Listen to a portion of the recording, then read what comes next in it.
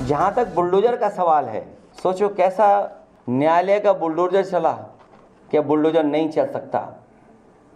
जो लोग बुलडोजर लेकर के डराते थे जगह जगह, इसका मतलब यह हुआ कि आपने जानबूझ करके जिनसे आपको बदला लेना था, नीचा दिखाना था और अपनी सरकार की ताकत पर, अहंकार पर आपने जानबूझ करके बुलडोजर चलाए। बुलडोजर में दिमाग नहीं होता है,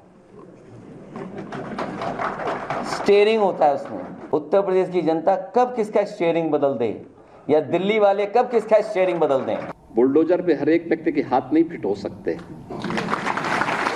इसके लिए दिल और दिमाग दोनों चाहिए, दिल और दिमाग दोनों चाहिए। बुलडोजर जैसी क्षमता और दृढ़ प्रतिज्ञा जिसमें हो वही बुलडोजर चला सकता है। दंगाइयों के सामने नाक रगड़ने वाले लोग बुलडोजर के सामने वैसे ही पस्त हो जाएंगे।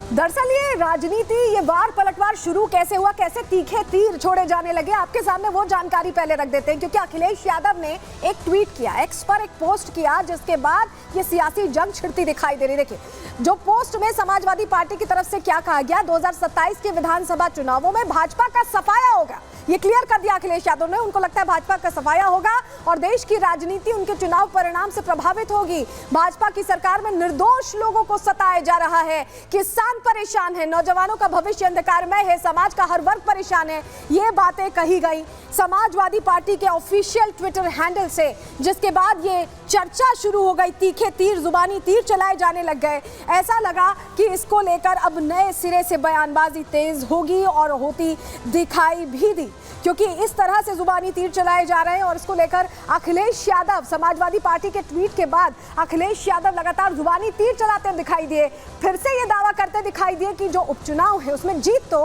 पक्की है। लेकिन जवाब भी भारतीय जनता पार्टी की तरफ से दिया गया। सुनिए क्या कुछ कहा। शेख चिल्ली और मुंगेरी लाल दोनों हसीन सपने देखा करते थे, लेकिन ये सपने साकार नहीं होते हैं। लेकिन अखिलेश यादव के सपने से ये पता चल गया है कि कितनी दुर्भावना है, कितनी बदले की राजनीति है और विकास के कितने विरोधी हैं कि वो गोरखपुर पर बुलडोजर चलाने की बात कर रहे हैं। लेकिन अखिलेश यादव जी, आपके सपनों पर बुलडोजर चलाने का काम तो उत्तर प्रदेश की जनता करेगी। बुलडोजर अपराधियों के घर चलता है, अतिक्रमणकारियों के घर चलता है, तो पेट में दर्द अखिलेश यादव जी की क्यों होता है? ये बुलडोजर और अपराधी अखिलेश जी के बीच में क्या संबंध है? भारतीय जनता पार्टी की सरकार को स्वीकार करना पड़ेगा कि उत्तर प्रदेश की कानून व्यवस्था बेहतर नहीं है। समाजवादी पार्टी पे आरोप लगा देने से भारतीय जनता पार्टी की छवि जनता के बीच में वो अच्छी नहीं हो सकती। तो ये पूरा मामला देखिए सुप्रीम कोर्ट पहुंचा और सुप्रीम कोर्ट में क्या हलफनामा, योगी सरकार ने क्या जवाब दिया, हलफनामे में क्या कहा है, वो बड़ी बातें हम आपको बता दे रहे हैं। इसके बाद योगी सरकार की तारीफ भी हुई थी। देखिए यूपी में कानूनी प्रक्रिया का पालन हो रहा है, ये बता दिया था, क्लियर कर दिया था कि हर एक पहलू का लीगल जो फॉर्मेलिटीज हैं उसका ख्याल रखा जा रहा है। किसी भी घर को बिना कानूनी प्रक्रिया के नहीं तोड़ा गया। यानी अब तक जो कार्रवाइयां हुई हैं वो वाकई अवैध अतिक्रमण थी। माफिया अगर थे तो उन्होंने अवैध अतिक्रमण करके वहां भी अपना सिक्का जमाने की कोशिश की थी, तब वो एक्शन लिया गया है, ऐसे ही नहीं लिया गया है।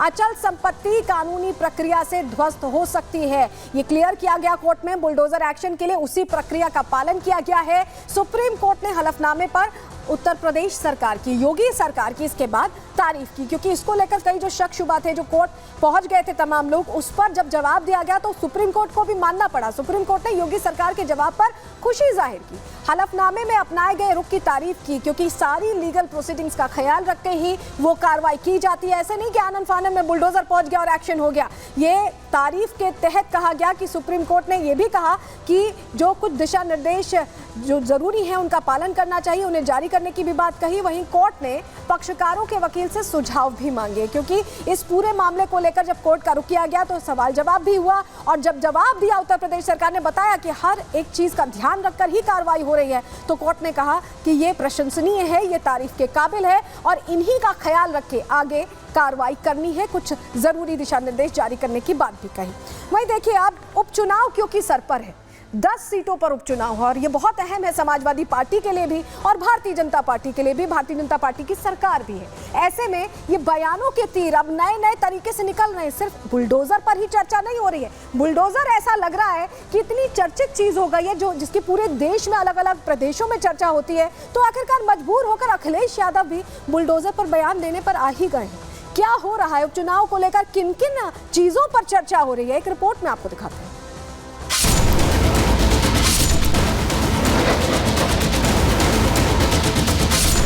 उत्तर प्रदेश में होने वाला विधानसभा उपचुनाव बीजेपी और सपा दोनों के लिए नाक का सवाल बन गया है। 10 सीटों पर होने वाले विधानसभा उपचुनाव के लिए दोनों ही दलों ने एड़ी चोटी का जोर लगा दिया है। बीजेपी और समाजवादी पार्टी दोनों तरफ से तूफानी बयानबाजी हो रही है। योगी और अखिलेश सीधे एक दूसरे पर हमला बोल रहे हैं। योगी के इंसाफ का प्रतीक बने बुलडोजर को जब बिना दिल दिमाग वाला कहकर अखिलेश ने तंज कसा, तो योगी ने बुलडोजर चलाने के लिए दम होने की बात कहकर अखिलेश पर करारा प्रहार कर दिया। बुलडोजर में दिमाग नहीं होता है,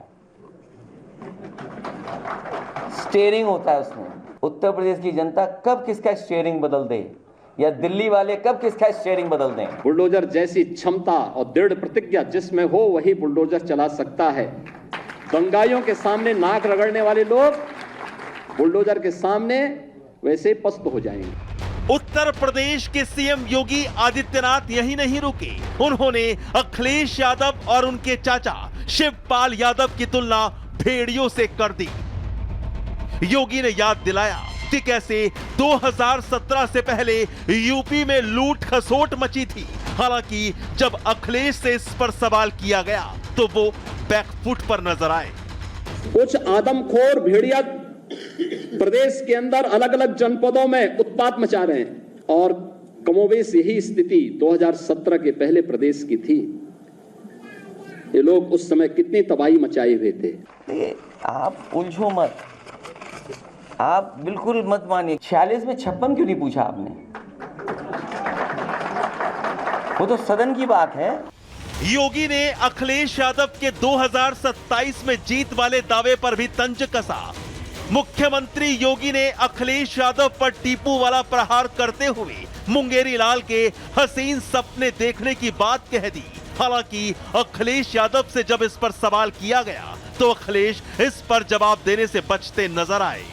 2017 के पहले जो लोग प्रदेश में लूट खसोट मचाए थे, आज जब उनके सपनों पर पानी फिर चुका है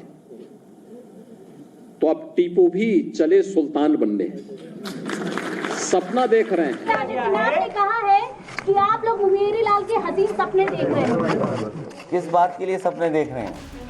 योगी और अखिलेश के बीच तीखी बयानबाजी से साफ है कि उत्तर प्रदेश में विधानसभा उपचुनाव काफी अहम और दिलचस्प होने वाला है।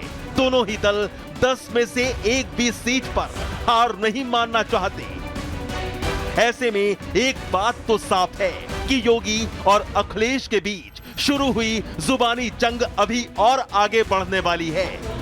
ऐसे में देखने वाली बात यह है कि योगी और अखिलेश के बीच छिड़ी सियासी जंग आगे कौन सा मोड़ लेती है। Bureau report, Republic Bharat. तो समाजवादी पार्टी की तरफ से जब ये ट्वीट किया गया था तो ये सोचकर ही किया गया था कि बात दूर तलक जाएगी, और वाकई वैसा ही होता दिखाई दे रहा है। और अब भारतीय जनता पार्टी भी प्रश्न पूछ रही है समाजवादी पार्टी से। सुनिए। 2017 के पहले के उत्तर प्रदेश पर दृष्टिपात करेंगे तो स्पष्ट नजर आएगा कि उत्तर प्रदेश को दंगों का प्रदेश कहा जाता था। हर तीसरे दिन उत्तर प्रदेश में कहीं न कहीं दंगे होते थे। बहुसंख्यकों का एक भी त्योहार शांतिपूर्वक नहीं बीत पाता था। चाचा भतीजे और ताऊ उत्तर प्रदेश में भ्रष्टाचार को पोषण करते थे, संरक्षित करते थे। उत्तर प्रदेश में किसी भी प्रकार की नियुक्ति बिना भ्रष्टाचार के नहीं संपन्न होती थी। अखिलेश यादव जी रेप के आरोपियों का डीएनए जांच की मांग कर रहे थे, लेकिन कन्नौज में उनके करीबी डिंपल यादव जी के प्रतिनिधि रहे नवाब सिंह यादव का डीएनए तो मैच हो गया। ये तय हो गया कि वो रेप का आरोपी अपराधी है। अब डीएनए का फुल फॉर्म बता करके वो अपनी खिसियाहट मिटा रहे हैं। सच बात यह है कि समाजवादी पार्टी का डीएनए रेपिस्टों के साथ मैच करता है। ये डीएनए में है कि लड़के हैं, लड़कों से गलतियां हो जाती हैं। ये समाजवादी पार्टी का डीएनए है।